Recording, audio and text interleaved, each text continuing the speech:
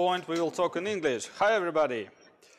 And please join me in warm welcome to our next speaker. It is Anna Margarita Medina.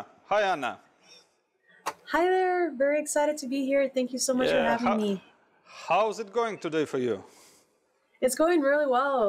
I'm in California, so we're just waking up. We're just getting started. Okay. Sounds good. Sounds great, I would say. So, Anna, could you please briefly introduce yourself for our audience? Yes. My name is Ana Margarita Medina. I am a senior chaos engineer at Gremlin. That means that I spend my time currently working on breaking things on purpose and learning how to make them more reliable. I started writing code like 13 years ago now, and I started as a web developer, did a lot of front end, back end, switched over to iOS and Android applications, and eventually found my way into site reliability engineering. And I got a chance to do chaos engineering at Uber and work on their microservice cloud infrastructure. And now I get to work and specifically focus on chaos engineering. Apart from doing all my engineering work, I love giving back to the community and talking about diversity in tech and mental health, breaking that stigma. Awesome. Thank you for that. And also we have here our technical experts for today. Please welcome Yuri Kirbitskov. Hi, Yuri. Hi, Alexander. Hello, folks. Hi. So, Yuri, could you please also shortly introduce yourself for our audience, and we will switch to the Anna's talk. Yeah, I'm a software engineer manager, architect, and a passionate programmer. Well, and a fan of .NET stack technology. Okay. So, can't wait to hear the talk about chaos engineering, because myself, to be honest, I don't know what is it. So, Anna, please go. Yes, I'm very, very excited to be here with you all today and getting a chance to talk about chaos engineering. We get to hear a little bit about the fundamentals of it, how we can get started, what are some of the learnings that we can have. And along the way, we'll continue talking about how this just helps us build more reliable systems and organizations, and of course, people along the way. So with that, we're going to get started. This is one of my favorite memes to start talking about chaos engineering with. This is just a representation of chaos. Sometimes it feels like our systems are constantly on fire, and it just feels like very chaotic. And when we hear a term like chaos engineering, sometimes we're like, no, my system's already chaotic. I don't want to inject any more chaos into the system. Where you came to a really good talk today so that we get to chat about what that actually means and why we should be learning with chaos engineering. I also kind of wanted to shine light with the year of 2020 being as chaotic as this has been. We know that reliability matters now more than ever. We know that our systems are seeing more traffic and usage that we have originally planned for. And this has also meant that with the pandemic, we're all working remotely. And this means that a lot of those folks are coming on call for the first time, whether it's the first time in that organization they're being put on call in that team or stuff like that. And we see that a lot of those folks didn't get trained or not comfortable. And that just leads to a little bit more chaos. And because we are at a DevOps conference, and I love the name of the conference being DevOps, I can't have a talk in this conference without bringing the "this is fine." We know that our systems are able to fail. Failures are going to be everywhere. And it's okay to feel like this little doggo that says is fine. We know that we need to embrace that failure in order to learn how to be more reliable and continue making things better. Because I know most of you speak Russian, I also wanted to add that this is fine in Russian. I am not going to attempt to say it because I tried to learn it from Google and I am going to butcher it. So you can read this yourself. But we know that failures are everywhere. And this is one of the things that I'm going to be touching about today. How is it that we can learn from those failures and that we can continue building the space of reliability, but at the same time, how do our organizations learn that it's okay to fail? We know that software is going to break. The world that we're building right now is relying more on the stability of this technology that's already really brittle. The challenge that we face now is how do we continue to innovate and deliver products and services to our customers in a way that minimizes failure as much as possible. The systems are going to fail. It's a matter of how it affects our customers and how we react to it. We know that our systems are heavily complex. And if we're not constantly testing for some of the conditions that can happen to our systems, we are going to suffer an outage due to it. Just to reintroduce myself, I've gotten a chance to work in various programming languages from JavaScript, Node.js to Python, Go, iOS stuff on Objective-C and Java. And now I get to focus a little bit more on the cloud infrastructure, cloud native space, and helping organizations look at their current infrastructure, at their applications, their architecture of how they've built the systems that they've been scaling, and how is it that they can think about failure earlier on and look for ways to make their applications be more reliable for the users. I also like giving a huge shout out that I was born and raised in Costa Rica and my parents are from Nicaragua. I now reside in the United States, but always want to speak out on having more representation in our space. Just to set the tone for today, I wanted to give a little bit of an agenda of what I wanted to talk to you all about. So we're going to start by talking about chaos engineering, what that actually means, some of the different types of chaos engineering that we're able to do within our applications and infrastructure, how we can learn from the incidents that we have gone through in our organizations or that we see in the industry. I'll touch upon some of the other activities that you get to do with chaos engineering, and we'll have some time at the end for Q&A. Since some of you may have not heard of chaos engineering before or know what this actually means, I wanted to start off with the definition. A very nice explanatory definition of chaos engineering is that this is the science of performing intentional experimentation on a system by injecting precise and measured amounts of harm for us to be able to observe how the system responds. And at the end of the day, we're doing this for the purpose of improving the system's resilience. We want to learn more. We want to make it better. At Gremlin, the company that I work for, we are a reliability company. So the definition that we've kind of summarized chaos engineering is that it's thoughtful, planned experiments designed to reveal the weakness in our systems. We are going to go ahead and use experiments and be thoughtful about it by approaching it as a scientific method. This is about communication and planning it out, whether what you think the hypothesis of these experiments are, or actually telling your team or your dependencies that you're about to unleash chaos engineering experiments upon their systems. So we want to keep those things in mind. This is not about breaking production, about pissing off your other teams, or as a manager, if you just kind of want to really test that your team is going to wake up at 2 in the morning, we have better ways to do that in the industry. To level set some of the terminology that I am going to be using in today's talk, I wanted to touch upon experiment. We all know what experiments are. We are going to be using the scientific method that allows for us to observe a system, come up with a hypothesis, have things that we observe. A hypothesis is really, really critical for chaos engineering experiments. You want to always be thoughtful. You want to plan it out. You want to ask yourself, if X happens to my system, I expect Y to happen. And of course, that depends a lot on what your mental model, your observations, what your system currently looks like now. With chaos engineering, we also have the concept of blast radius. Blast radius is in what percent or how many hosts are you running this experiment on? What is the impact that this experiment can actually have? We also have another term along with that called magnitude. Magnitude is the intensity of the experiment that you're unleashing. So that could be that you're increasing CPU by 10%.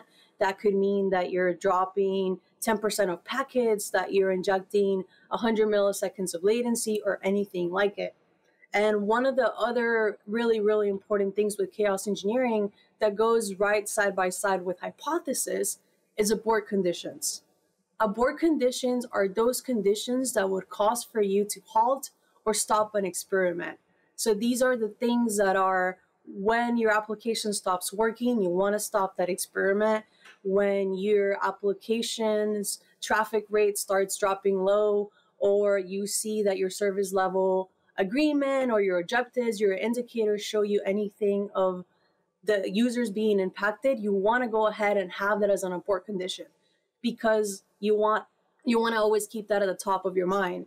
If my application breaks, my customers are being affected, therefore we need to stop this experiment because the customers are not able to use whatever they're trying to use. To put everything in a little bit more of like, how is it that I actually do chaos engineering experiments? We start off by observing our system. This starts off by looking at the architecture diagrams, trying to understand whether we're running on bare metal data centers on the cloud, whether we're multi-cloud, whether we manage everything on containers, or we have Kubernetes, we have various different data centers across regions that we have to manage. And this is how we start coming up with those hypotheses. But we have to first think about the metrics of what our system looks like under normal conditions. And this could be that your organization has a practice of site reliability engineering, and you do have some service level objectives and indicators allocated to every single service.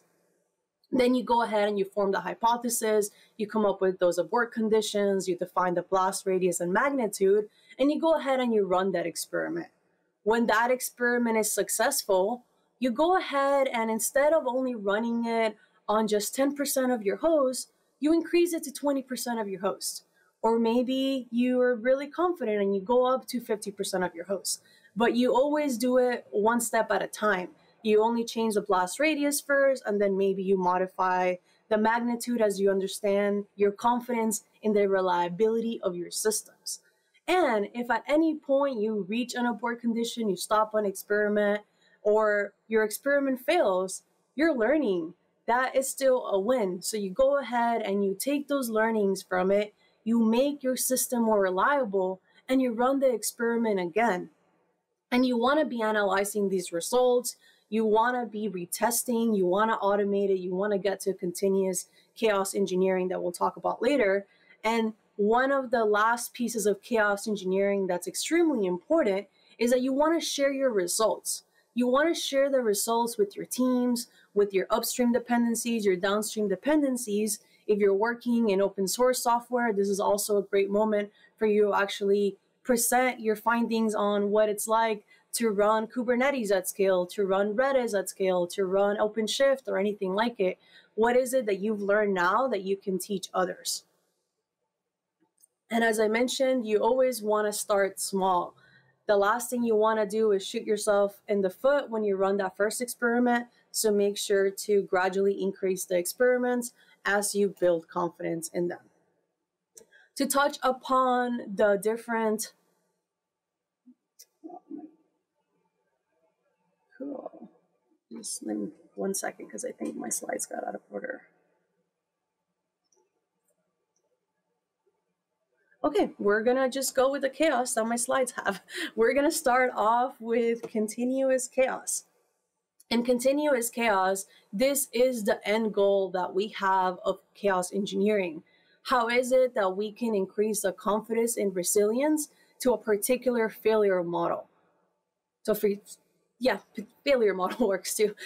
We want to go ahead and get to the point that we're automating it so that when we're deploying more things into our infrastructure, we're not drifting into failure. We're not regressing into the incidents that we had last month. The other thing with this one is that we have people systems. And I get to talk about the people systems later on, so we're going to ignore this slide. But I don't know how my slides get so out of order.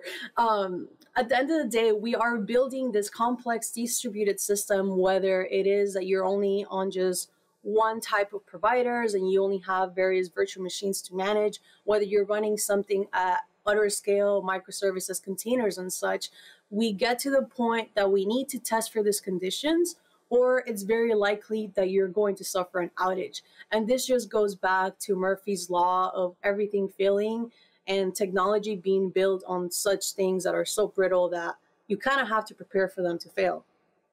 And the reason that we do this is because this is really, really expensive. Downtime costs a lot of money, and some of this is things that we can actually quantify and allocate numbers to it. And some of it could be the amount of money that your business is losing, the amount of productivity that your engineers or your other employees at the organization are having because of this incident. So this could be downtime being expensive because the internal tool was down, or your customer-facing product is down. We also see that apart from the quantifiable costs that are happening during the outage, we also sometimes have to pay back customers because we suffered from an outage. So whether you're providing a service that it's delivery to banks or anything like that, if any of those service level agreements are breached, you actually might have to pay back your customers, and that can be extremely expensive. In some countries, and depending on the fields of industries, there's also fines or things that you have to have in terms of reliability that you actually might need to pay money back because you breached that. And we also have some things that are completely unquantifiable, and those are the ones that can definitely really, really bring up the cost. The number one of it is very much about your brand getting smeared in the public eye, whether it's customers that don't want to use your product and they go ahead and they find a competitor that has their systems a little bit more up, or it's just all the news articles that are coming out saying that your services are not able to stay up or being able to stay online for a launch of a product or anything like that. And the other one that is really, really important, and it kind of really ties into some of the DevOps site reliability engineering culture, is that employee attrition. We know that when engineers are constantly firefighting and not being able to work on features or things that they really, really like, you're going to have burnout. You're going to have pager fatigue. Employees are going to leave your organization, and this ends up being a vicious cycle where less people are working there now, but then word gets around in the industry and folks don't want to work there. So this cost of downtime can end up being really, really expensive. And when we look at the industry, like just to kind of give a little bit more of a number, it's believed that Amazon loses around $10 million for every hour that they're down. And that's not even on their busiest day, which is Prime Day, that actually just happened. And when it comes to your own company, you can kind of have some of those numbers in mind. You can ask around your organization just to kind of start getting a grasp of why reliability really, really should be something that we think about a lot earlier. It's estimated that the average company loses around $300,000 of, this is all USD, per hour that they're actually down. Now we're actually back to my slides in order. I get to now talk about those types of chaos engineering. And with the types of chaos engineering, the first one that I get to start off with is actually resource failures. So chaos engineering is not something that just got created 4 years ago or anything like it. This practice has been around and upcoming for a few years. This gets coined in 2011 when Netflix puts out an open source project by the name of Chaos Monkey, Simian Army. This is because Netflix is one of the first organizations to leverage the cloud as their way of going global and providing their services at a scale. So when they went from their bare metal data centers to the cloud, they went straight into Amazon Web Services. And what that meant is that they wanted to be resilient to these cloud instances coming up and down. So they randomly created this open source tool that would randomly shut down your EC2 instances with the expectation that a new one will come back up and your system will not suffer any failure. And that ends up being a little bit of what the hello world chaos engineering is. What happens if my host dies? What happens if my instance just goes away? Do I have another server that's going to come back up? Do I have an auto scaling policy that's going to bring me back up to the capacity that I need right now? Or does my Kubernetes actually bring my pod back up and my everything kind of scaled as I want it? But on the resource layer, there's also some other stuff that really gets like amplified. We know that all of our systems have resources that get allocated, whether it's CPU, disk, IO, or memory. Those things are something that sometimes we kind of forget to think about when we're building our test or anything like it. We suffer from memory leaks. We forget to sometimes just rotate our logs and our disk fill up. What happens to our system when our CPU spikes up by 10%? Do we have any alerts set up around this? Are we making sure that we're also managing the temperature of our servers or of our server racks or anything like it? And when we're having our high traffic events, how is it that the number of transactions that are happening concurrently on our systems actually put the load in these resources? An example of doing a resource level attack on a containerized environment as such as Kubernetes, those are some that are really entry level and easy to kind of like get a grasp on. And I work a lot in the cloud native space, and Kubernetes is something that I've been passionately working on for a few years. And one of the biggest things that we have seen in this space is that one, everyone has a lot of or at least in the organizations in the United States, have run to Kubernetes for the promises of reliability.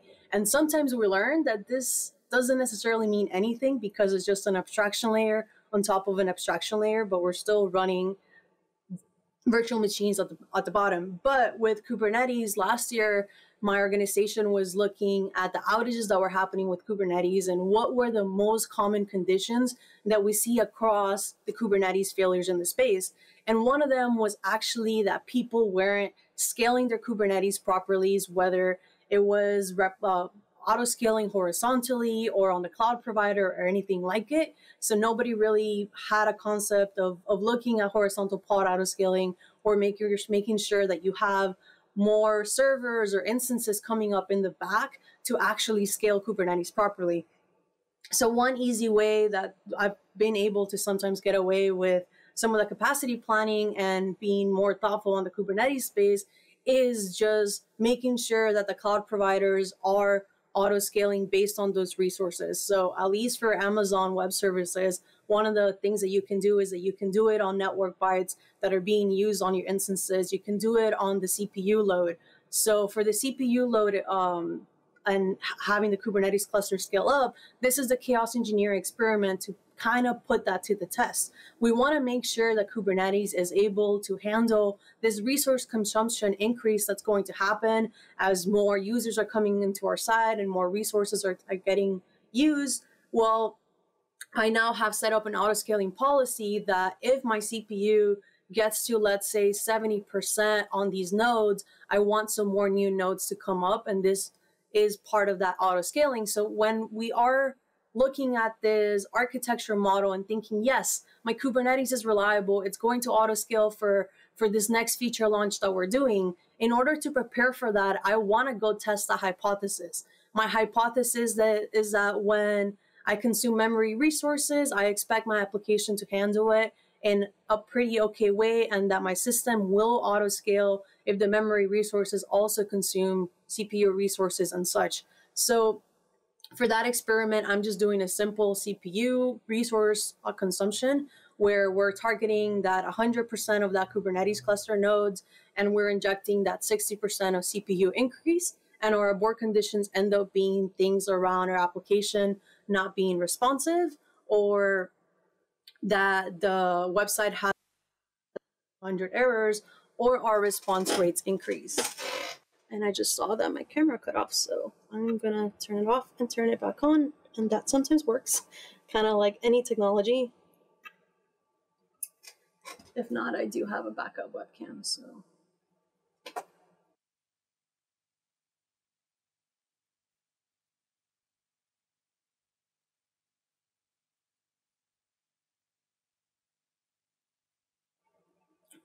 So go ahead and look at something like this if you're interested in seeing what the resource consumption on something like Kubernetes will look like.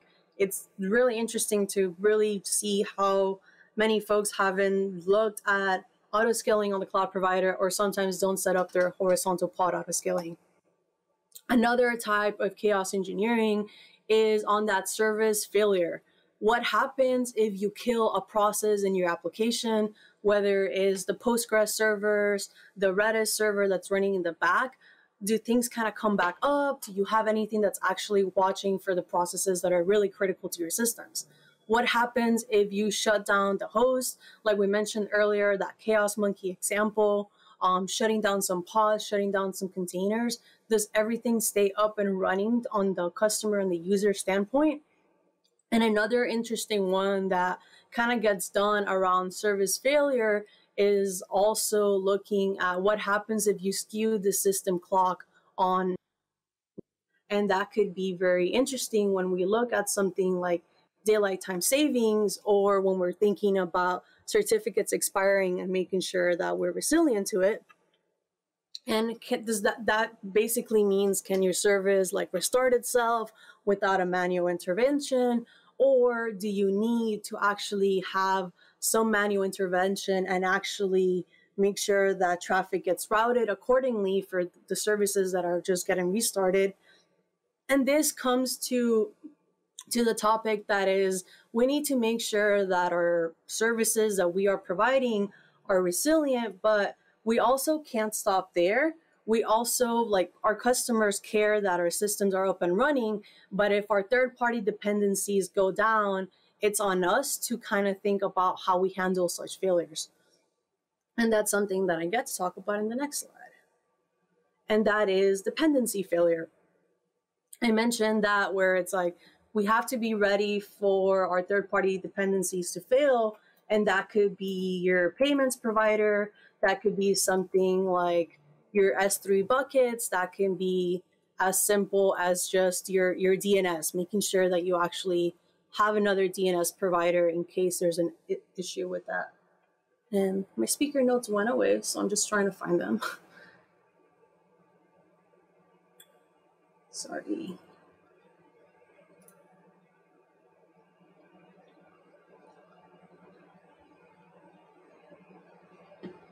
There's like 4 monitors that I have to look at, so.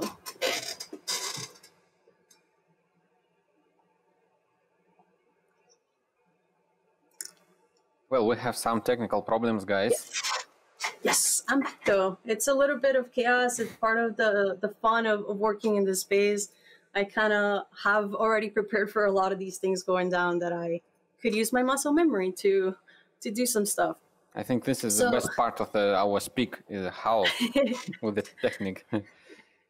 Yeah, I mean, it's part of it. Like, failure is going to be happening, and you do have to be ready to respond to it. So it's always kind of nice when technology fails, because it's like, cool, technology, you're doing the right thing. You're failing, like I'm telling everyone that you do. Like, thanks for showing up for me. So coming back into dependency failures, our customers don't care if our cloud provider is having an outage or anything like it. And am I still here? For some reason, I can't see anything on Google.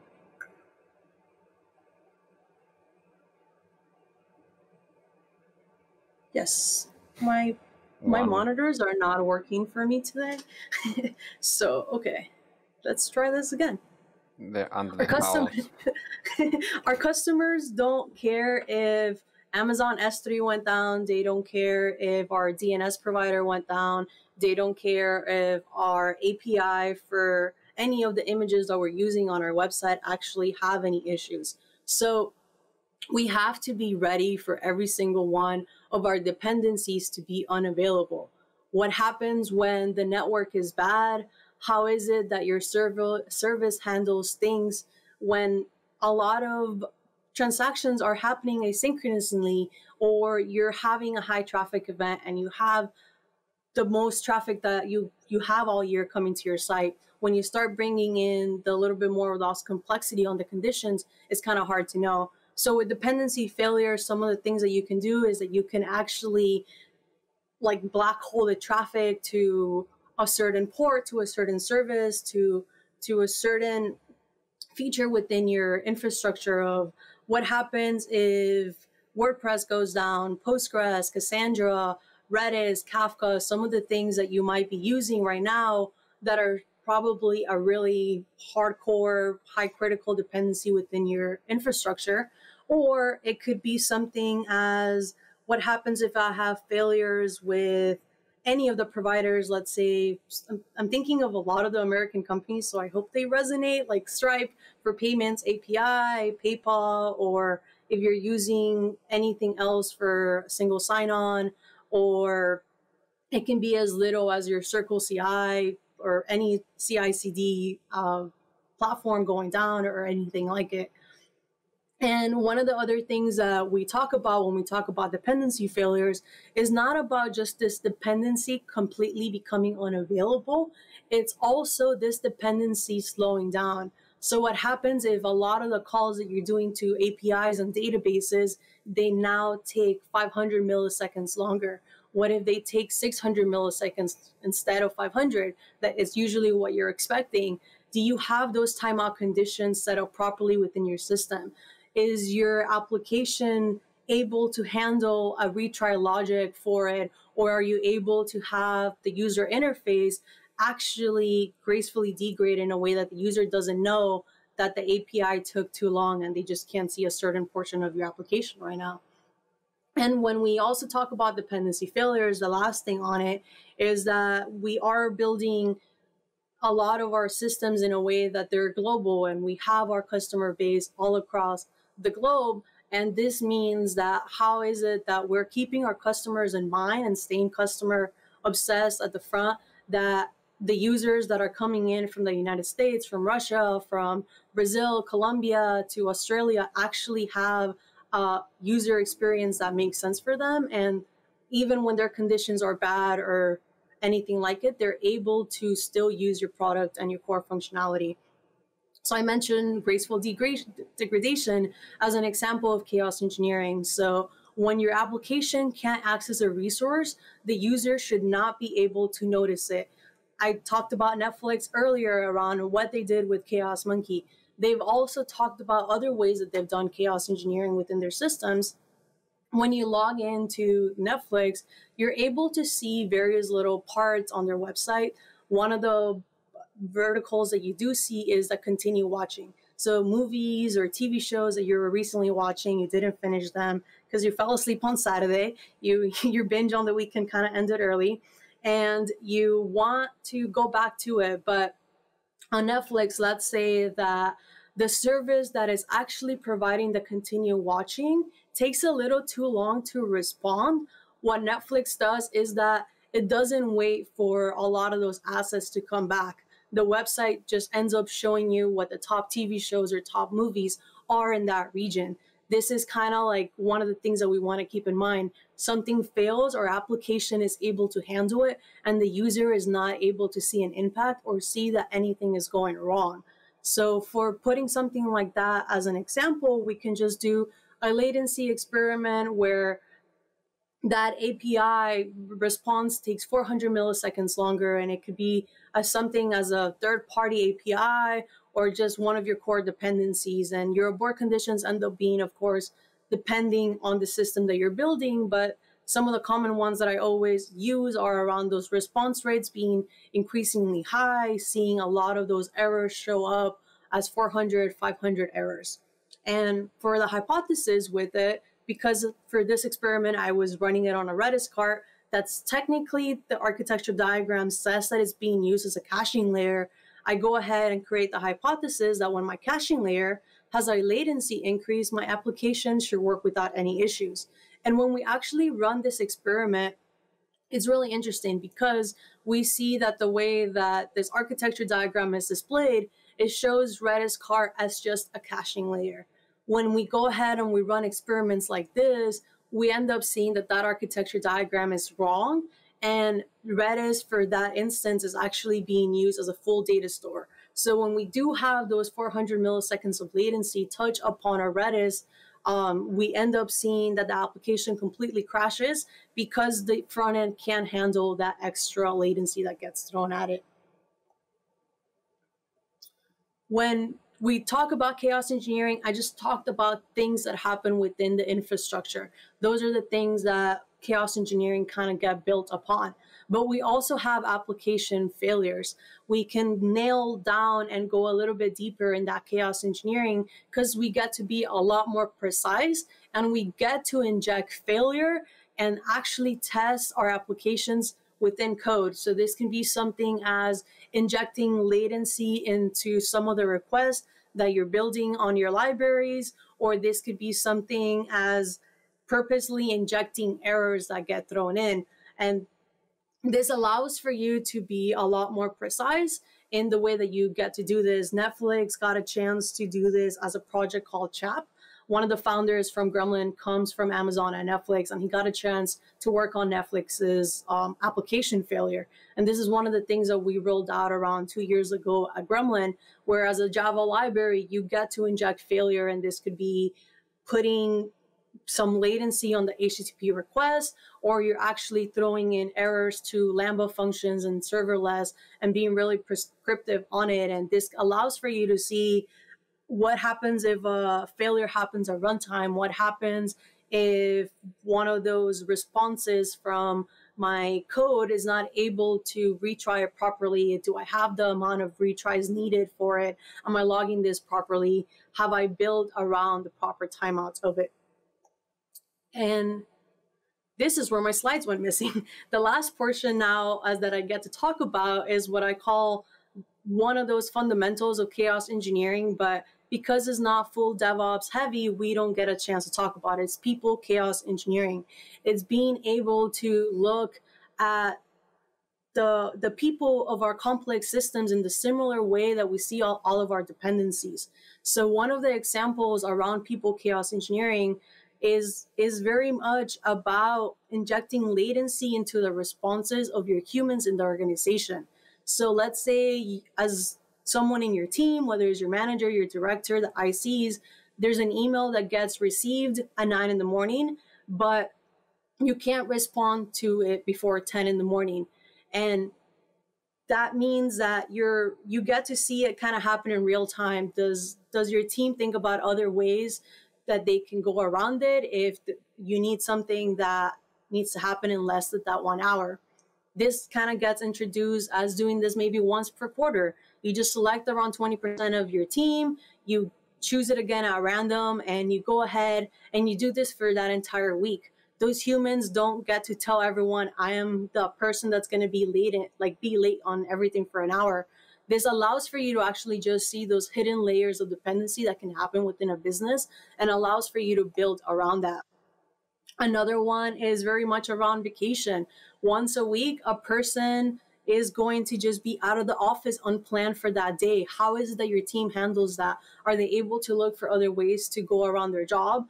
And that allows for you to also see, can my organization run without that manager for a day or a week or anything like it? We are replicating losing a critical portion of our system once again.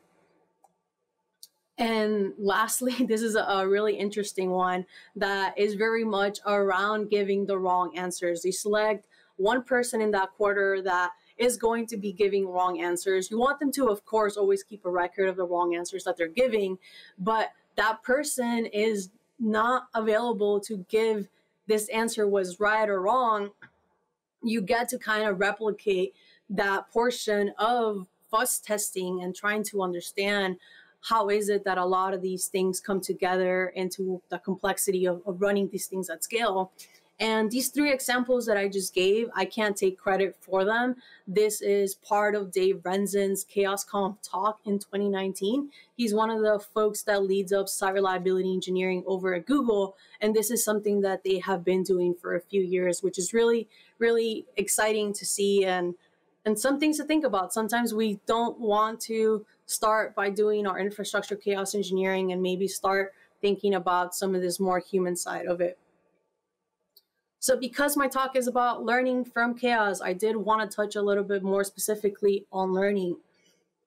when we talk about learning, we sometimes think about it as I'm going to school, I'm going to go learn, I am going to go to a conference and try to sit in and learn from the folks that know this topics very well. But we can take a look back into our current infrastructure and the current state of things or our industry and learn from it. So in terms of learning from chaos, it means that chaos is going to happen. Failure is inevitable in our systems, but that doesn't mean that we can't learn from those failures. We get to embrace it, learn to be more resilient against them, and share those wins too. At the end of the day, we know that incidents are unplanned investments. Your company has already paid a lot of money for something that has occurred. Go ahead and learn from them. Go ahead and look at the past incidents that your organization has had. Try to make sure that you've put in some fixes to be more reliable, but go ahead and recreate those conditions just to verify that you are resilient to those conditions.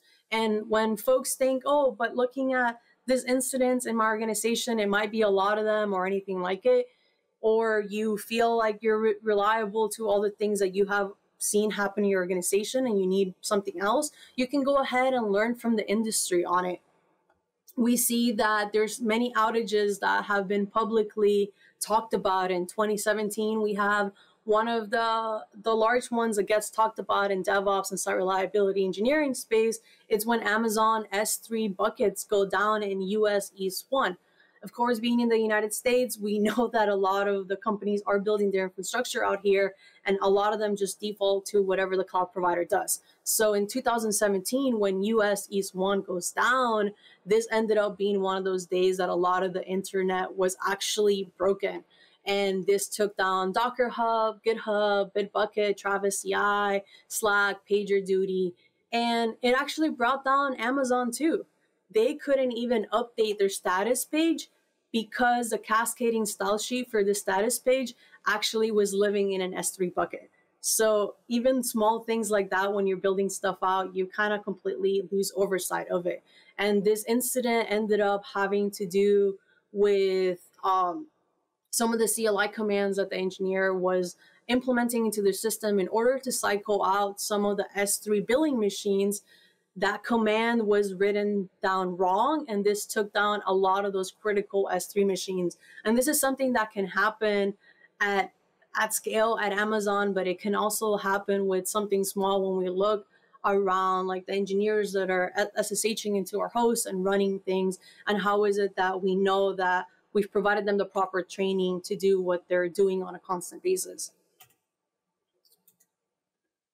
So this allows for us to kind of touch base on, we know that in 2017, a really large failure happened, but now in 2020, going on to 2021, how many of you can actually say, yes, I suffered that outage in 2017, we've learned from it, and now if AWS S3 US East 1 goes down, we are resilient to it. Of course, go ahead and switch AWS S3 into some of the other providers that y'all have over there and some of the other infrastructure things that could be used over more in Russia.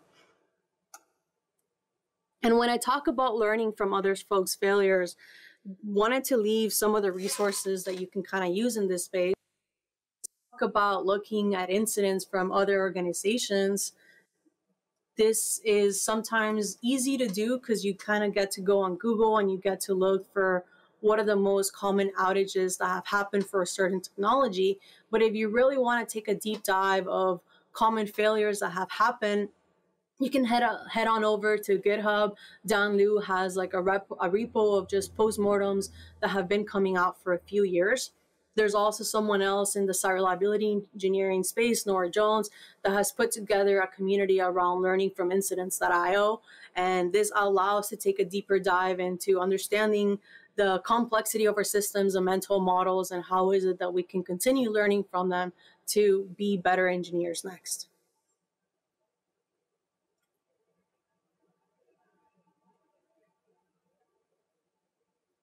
And my slides are still very much out of order, so we're just running with it. When we talk about chaos engineering, sometimes people say, I don't want to do this in production. Well, you don't have to start off in production whatsoever. you want to go ahead and adopt something like chaos engineering a little bit earlier in your development cycle. You want to do this in development. You want your engineers to be architecting and developing your systems for failures like it. As you get confident in doing this type of chaos engineering and development, then you go ahead and you move this on to staging, and you're going to be starting from zero again at staging. You start small, you define a small blast radius, you define small magnitudes, you incrementally increase those as you go through your experiments, and then you later get to move on to production. And you do it again. You start small and you slowly increase until you're able to build that confidence. And it's very similar to how you do your code development. You don't really have to overthink how is it that you can do this chaos engineering adoption. You get to do it iterative. You start small. As you build a confidence, you move on to the next thing. You move up those environments like you do with just code. We, as an industry, we know how to do this. And the reason that the end goal is that you want to do this in production is that we know that no other system is going to be identical to production. Staging is not production, no matter how similar it's going to be. So unless you're proactively testing some of these conditions and failures in production, there is no guarantee that you have safeguards in place are actually going to function. So yes, this sounds scary to a lot of people, to a lot of engineers, but this is actually how our customers get impacted. We have to be able to step out of our comfort zone and try to understand what happens with just a little bit of failure gets thrown into our systems. And James Hamilton, one of AWS's distinguished engineers, has this really awesome quote around this that it says, without production testing, recovery won't work when called upon. Very much of trying to understand that everything that we've built as a recovery safeguard, that our runbooks, our processes for recovery are actually being used and updated. And this means that we get to talk about how do we implement this within practice. And one of those terminologies is game days. Game days are a time for organization to come together and to run one or more chaos engineering experiments, and you get to focus on what is it that we learned about our technology stack and how is it that we can make it better. This is an industry term that has been going on back a few years. We can see this early on at Amazon as they're building a lot of their Amazon.com website. And when we look at game days, this is something that can be done in an hour, 3 hours, a full week, 30 minutes or stuff like it. One of the things that we published last year at Gremlin is a little bit of a roadmap if you're just getting started into the space. How is it that you can start off and run one game day a month for a full year and go through some of the fundamentals of site reliability engineering and make sure that you're staying resilient to them. So it's very much a starting out, making sure that your monitoring, your alerting is set up properly, is constantly being tested on implementations, that the right people are in this tool. Then you get to move on. How do you make sure that you're launching new products and features in a reliable way? How is it that you know that your team is doing incident response properly and is ready to be put primary on call for a week or so? To the testing, release planning, capacity planning, making sure that a lot of our systems stay online when we go through more complex days that we can have, whether it's high traffic, whether it's a new cloud migration, data migration that we're doing, or it's just making sure that we are not losing any of our data as our infrastructure constantly changes. And I mentioned doing chaos engineering experiments in just 30 minutes. One of the things that we noticed at Gremlin is that we've been doing chaos engineering since the company got started. And we used to run these, it came from doing Takedown Thursdays. Every single Thursday we'll run game days, every single Friday as part of a Failure Friday. But the whole company would come together, sit in on these chaos engineering game days, and we'll run chaos engineering experiments on production together. So our engineers would come in as the incident commander, as the person unleashing the chaos. Some of us would be observing our system. Some of us would be taking notes. It was a fun time to learn together, make our product better, but really put reliability as something that the company does together. We saw that as the company scaled and it went from just 20 people to 50, 60 people that we have now, this is hard. So one of the things that my manager, Jason E, got a chance to do is that he leveraged Slack, and there's a bot called Donut. So using Donut, he places people every 2 weeks in a team of 3 for 30 minutes that they get to run a chaos engineering activity together. The first 5 minutes is just about planning that experiment. Where is it in your system that you want to run something? Then you spend 15 minutes running those experiments. So making sure that you're linking to nodes, that if an incident is triggered, you're following the incident response. And the last 10 minutes are very much around, let's look at this one thing that we could do to make our company more reliable, or what is something that we can do within our product or our current organization that we should document via Jira. And let's go ahead and suggest another experiment so the next team has something to do. So this is something that allowed for us to do this more continuously and with less time, and still continue reaping the benefits of making sure that we're not drifting into past failures and that everything is staying up to date. The other portion of this practice is very much around fire drills. We know that when you get thrown on call, is very much of like, let's hope for the best, you're put on call. But what about if an industry, we start talking about doing better, about actually training our engineers to be put on call, for them to psychologically know how to respond to an incident, to make sure that they know where their runbooks are, that the runbooks are staying up to date. So a fire drill is the process of coming together and training your teams to respond to your disaster recovery plans, to your incidents. This is opposed to a game day where you're focusing on how can I make my actual infrastructure in your system more reliable.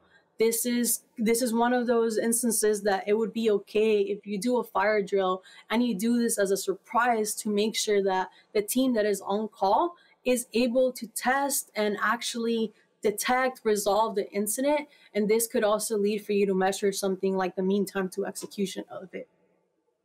Since we're doing this in the pandemic world, we also know that incident response is a little bit harder when you're remote. So one of the resources that Gremlin has put together is how is it that you can actually handle your incident response remotely a little bit more cohesively and with a little bit more practice using fire drills. So if you're interested, the link for that is that Gremlin blog link. And when we are unleashing that chaos, I kind of touched upon it earlier, folks kind of asked like, what is that chaos engineering maturity model? Where do we go from here, from just injecting failures here and there? Well, at the end of the day, the chaos engineering maturity is that you want to automate your chaos engineering experiments for them to run across all of your environments in a way that's continuously. So go ahead and have this on your CI/CD platform. So as you're constantly injecting configuration code changes into your systems, you're able to know you're not regressing and drifting into those past failures. And yes, that sounds scary, but it doesn't have to be. You go ahead and you start small, you learn how to crawl, you walk, and then you can run. So you start out by doing those low magnitude experiments on environments that have less risk, and in experiments that have a smaller blast radius, a smaller magnitude. You then go ahead and you automate some of those experiments by maybe running a CPU attack every Monday, Wednesday, and Friday between 10 a.m. to 12 p.m. Then you can start looking into how do you build that into your CI/CD pipelines. Then you want to look at actually recurring game days, making sure that your team is coming together on a continuous basis, whether it's weekly, monthly, once by quarter, or hack week or chaos week or anything like it, and making sure that fire drills happen so your teams know how to respond to incidents in those moments that matter and that people are being trained properly. And then you can get to the point of reproducing those previous incidents that have happened into production and making sure that you're reliable to them. I mentioned that I wanted to share just 2 examples on some of the wins that can happen with chaos engineering. Well, MailChimp was able to verify that some of the services that they were including in the critical path, that they were able for those things were able to still continue giving a proper user experience. So they black hole something that they don't consider critical, And it ended up being that their entire application ended up being unusable. So when we talk about those architecture diagrams, maybe not staying up to date, this is one of those examples where you think something is not critical. And when it does go down, you end up seeing that everything kind of breaks and you end up like that first Elmo that I put in the beginning. So because this is nice to have information for them, they ended up just removing it from their critical path. And that's how they ended up building that reliability. They just embraced that failure and they thought about enhancing the customer experience and not making it harder for more things to happen. Another example around this, there's various use cases of other companies doing chaos engineering, whether they're Gremlin customers or folks that have built tooling internally. Another one that I thought was interesting was DPG Media. They were able to launch one of their latest features, VTM Go, and they wanted to ensure that they had the perfect uptime during their launch. So this meant that they were bringing a lot of more complexity into their system with this new stuff that they were bringing in.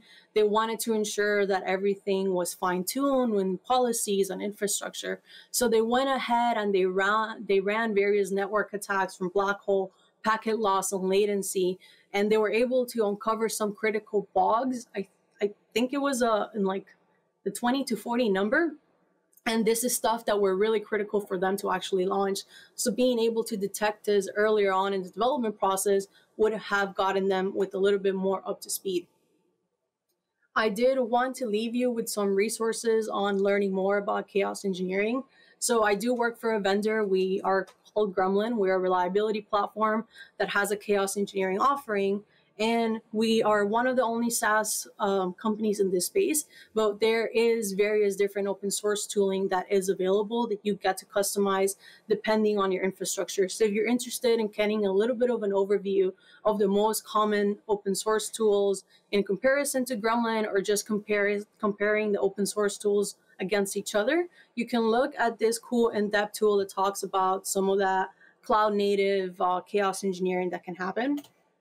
And apart from resources that Gremlin puts together, one of the most comprehensive chaos engineering resources that I always love giving out is this GitHub repo that has tons of resources, from talks to books to blog posts to research papers to Slack communities of things around chaos engineering and people that you can follow online to learn more about it. And you can start contributing to this community. It has grown tremendously in the 4 or 5 years that I've been working in this space. And I wanted to leave you all with that portion that failure is going to happen. We just have to embrace it, but we could be proactive and start running chaos engineering experiments on everything, whether it's our monitoring tools, feature flags, CI/CD environments, our people, and just our everything from regions to data centers to data stores to everything like it. And it's okay to fail, because when we fail together, we're learning. And this is something that the technology industry is able to do. And when we embrace that failure is when we start building more reliable companies, more reliable people, because we are embracing that human side, that humans and technology is going to fail. So with that, I would like to offer you some free chaos engineering community stickers if you're interested. So these are stickers that you just get a chance to go on to gremlin.com/talk/devoops, and you get to put your email address, and I think you fill out a form, and we're shipping these worldwide. So if you need some cool stickers for your phone or your laptop, your kids, feel free to request them. With that, I would now like to open it up to Q&A. And I would like to say thank you very much for watching my talk. If you have any questions, if you want to continue these conversations, you can email me at anna@gremlin.com. I'm also available on social media at Anna_M_Medina. And if you're interested in giving Gremlin's free offering of a product a try, you can sign up for just a Gremlin free account over at go.gremlin.com/Anna. Well, thank you, Anna, very much. It was very interesting talk, very helpful about the new theme. It was very chaotic talk. And as Anna already mentioned, we should failure together. And today was our together failure a bit. And it's okay. This is the main point, that it's okay. Well, guys, we have a Telegram chat. You can write your questions there. If you can't formulate on English, you can write in Russian, and I will translate and ask Anna. Well, but now we have questions, and the first question is the next. In Russia, we have, I think, no more house engineers, and I don't know really what is the situation in the world with such specialists like house engineering techniques.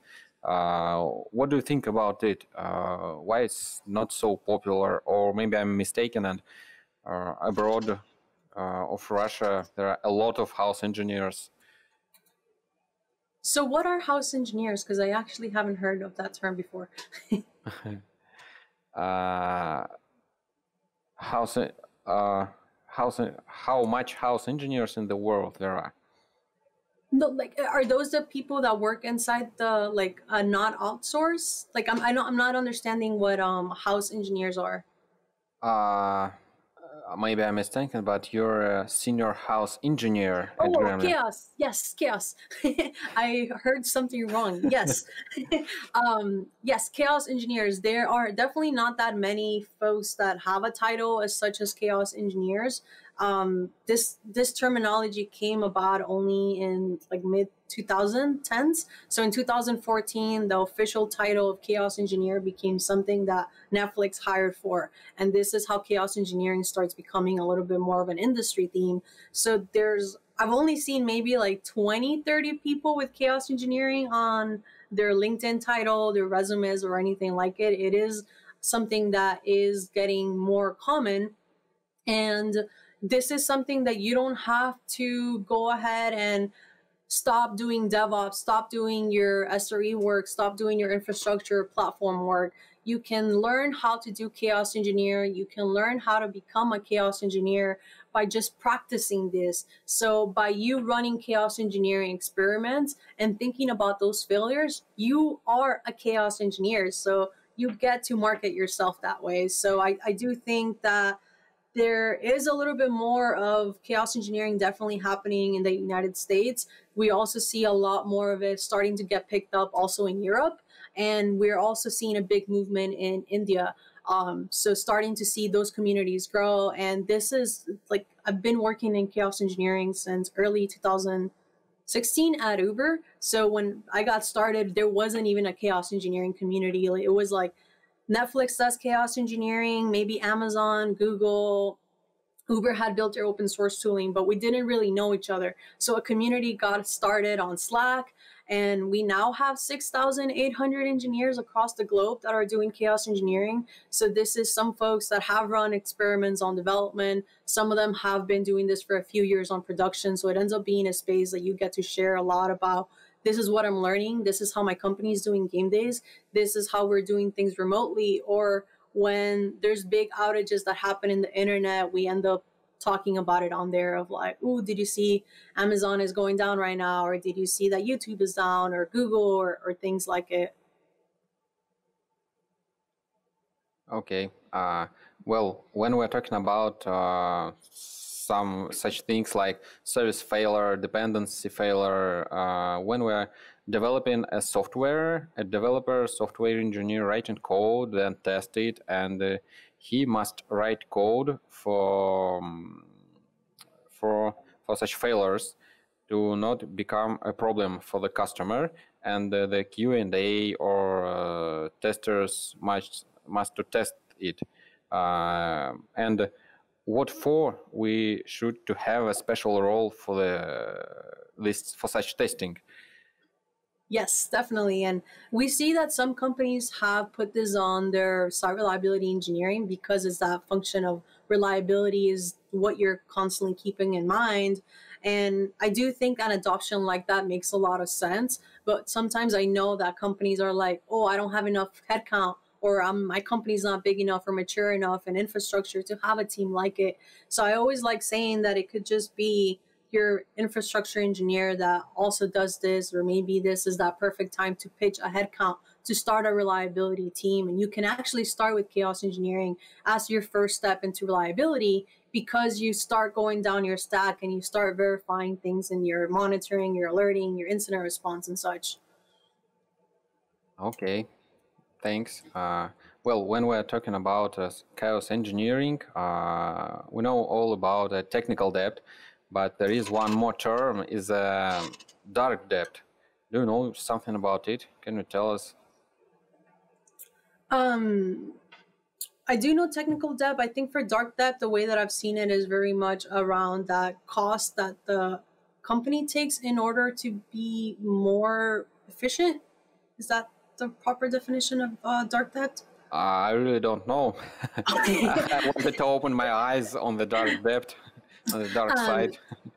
Yes, so on that one, I wouldn't be able to shed too much light on. But when we talk about around that stuff, one of the terms that came to mind right now was error budgets. Sometimes we see companies that have implemented something like service level agreements and indicators and objectives, that they're able to be down, let's say, 5 minutes a quarter, or that they're able to have a little bit of failure because they're going for 3 nines or 4 nines of availability versus 5 or 6. So that space of failure that you get to have is called error budget.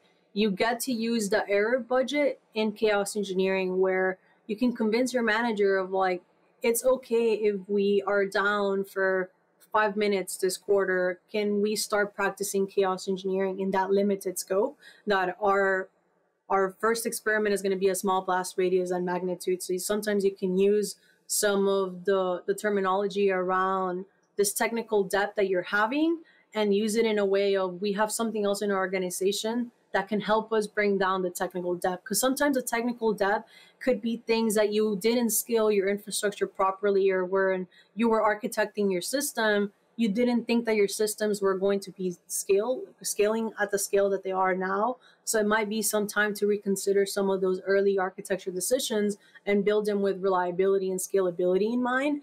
And you kind of get to say, yes, we do have this really large tech debt here, but if we were to put a little bit more effort in making it more reliable and testing it out with chaos engineering, we might be able to work in like 6 months and switch it out and do a migration or anything like it. I know things can get very complex. It's very specific on what that company is doing itself. Okay, thanks. When should we use production testing techniques? In what circumstances? Always. But it's very much it's always, but it takes a while to get there. It comes with practice. You want to go ahead and start small. So at the end of the day, you have to test in production to make sure that your systems are reliable, and that when conditions and failures happen to your systems, they won't affect the customers. Because like I mentioned, the customers, what they see is production. It doesn't matter that testing QA was reliable. It goes back into that statement of like, it works on my machine. It's like that person doesn't care. It's not working for them. And that is when sometimes you do lose your customers. Okay. And what for do you like chaos engineering? Does it your passion? Yes. So I stumbled upon chaos engineering, as I said, at Uber. My background up until I got to Uber was very much of being cross-functional between front end, back end, and mobile. So when I came into site reliability engineering, this was my first time working strictly on ops and systems. So I used site reliability as an engineering as a way to learn more about ops and get involved in DevOps and really understand how Uber had such scale of systems and really learn production. And I got a chance to do that because of chaos engineering. So it ended up being like my first introduction and a little passion of mine. And I later transitioned to other teams at Uber. And that next one was Uber was completely bare metal data centers. They wanted to leverage the cloud. We wanted to use Amazon Web Services and Google Cloud, but we didn't want to have a vendor lock-in. So by using Go, we were building this agnostic layer for us to not have a cloud vendor lock-in and still leverage some of our data center infrastructure and be using our cloud as it was needed. So that project was also another way that I got more and more involved in chaos engineering and cloud systems. But I transitioned to some other stuff at Uber after that. And then Gremlin came out as an opportunity of like, we are a company building a chaos engineering tool. Is there a way that you want to do this? And I was like, well, I did chaos engineering at Uber. Like we built our own tool and like we evangelized it and stuff.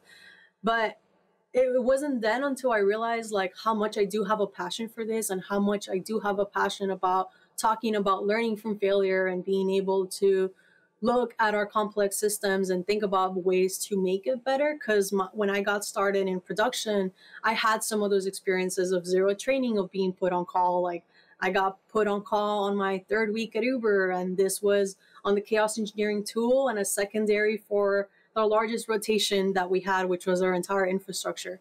So trying to think about ways to make the next generation of engineers is definitely another portion that I've always cared about. So it kind of tied it in of, by going back into chaos engineering, I do get to have a lot of fun and be happy doing it. So yes, it is a passion. Can you recommend some books or articles or some literature to read about chaos engineering to our audience? Yes, so there isn't too much actual full books yet out there. So I always start off with Adrift into Failure. That's one of Adrian Cockcroft's recommended books in reliability. And then this past 6 months ago, O'Reilly launched a book with Casey Rosenthal and Nora Jones around chaos engineering. So I haven't gotten a chance to read it, but that's like one of those 200-page reference books around it. There's some cool contributing authors around it. And one of the lead site reliability engineers for Bloomberg is currently working on a book with Manning Books around chaos engineering. I believe that's coming out in mid-2021. So there's a little bit more on that literature space that will be upcoming. And I will say that that GitHub awesome chaos engineering repo I talked about has some other small books that you can kind of read, from things as reducing your mean time to detection to observability chaos engineering. And there's some more books and content coming out in security chaos engineering too. Okay, thank you for this such recommendations. One more question is, do you use dedicated environments for chaos testing? So I do, because of the way that I build a lot of sandboxes to play around with different tooling. So battle testing versions of different cloud provider Kubernetes services, different versions of Kubernetes, different open source tools. So I do have some chaos environments myself. At Gremlin, we have our like staging environment and we have our production, and we get a chance to do chaos engineering experiments on both. So we do go ahead and we do practice what we preach of going and testing in production itself. Okay. Well, you told us about one case when the AWS S3 went down, and have one question about this. Are there any life after the blackout? Yes, the life came back on. I think that incident lasted, I think it was like 8 hours. I had a lot of friends that were on call that night, and nobody really understood what was happening at the beginning. So it was really interesting. And just 4 days ago, there was another big Amazon incident that brought down a lot of the internet. I think it was Amazon Kinesis ended up going down, and then that cascaded into some other failures within their Amazon Web Services. I know they wrote their postmortem, and I just have not read it or read any of the links around it, but I know it was one that was very, very interesting, and it had everyone on the internet quite sad once again of like, we still didn't learn from 2017. We're going through this one issue because our cloud provider is having a sad panda day. Okay, so Alexander. Yeah, thank you. Thank you, Anna, for your such a great talk. It was very interesting and helpful, but I'm sorry, but I must interrupt you at this moment and call you, Yuri, and all our audience switch to the Zoom meeting room, to the discussion room. It's linked something there, as I know, on the bottom of the player, and continue your talk, because it's very interesting topic. It's not very, very famous theme right now, but maybe in I don't know, maybe in the next year, in next 2 years we will all know about it. So thanks again. It's such a great pleasure to have you here, and I hope we will see you in the next our conference, but in an offline mode.